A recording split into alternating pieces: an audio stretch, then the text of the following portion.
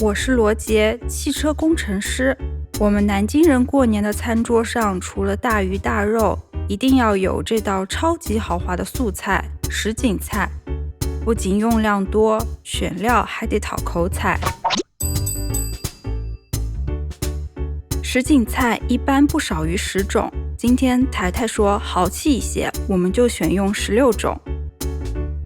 红红火火的胡萝卜，节节高的冬笋，寓意佳偶天成的藕，形似如意的黄豆芽都是不错的选择。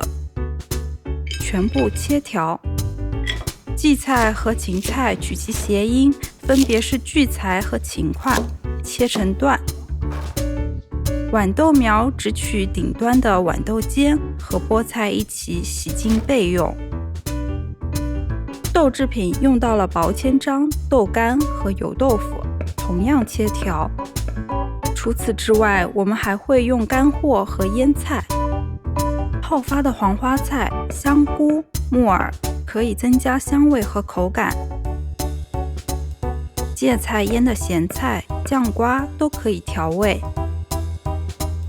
接下来起锅，因为菜的特性和烹饪时间不同，讲究一点要分次炒。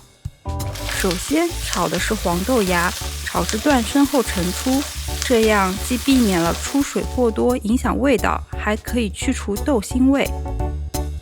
然后依次放入焯过水的冬笋、薄千张、豆干、油豆腐，加入炒好的豆芽，时间略长，要炒到完全熟透。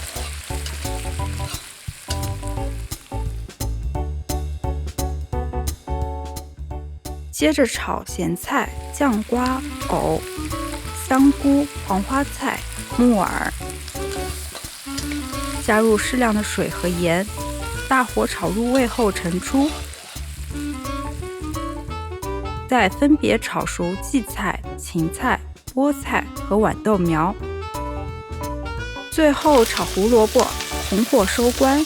也有先炒的做法，意味着开门红。将所有炒好的材料放入一个大碗，加入适量的盐、糖和芝麻油，搅拌均匀。这道寓意满满、丰富又好吃的吉祥菜就做好了。